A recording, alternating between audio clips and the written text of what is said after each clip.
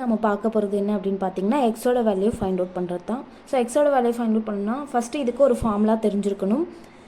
என்னென்னா a power m into a power n is equal to a power m plus n.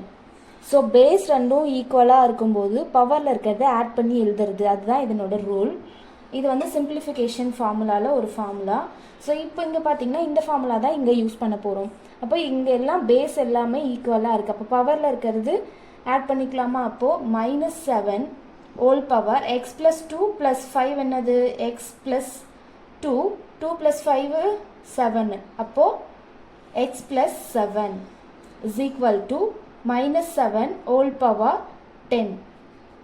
இப்போ பவரில் என்ன இருக்குது? X plus 7.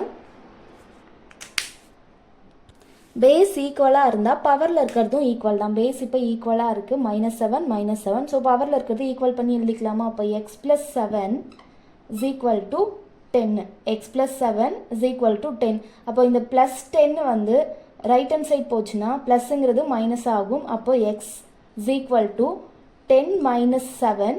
இப்போ எக்ஸோட வேல்யூ என்னது? 3. தேங்க்ஸ் ஃபார் வாட்சிங்.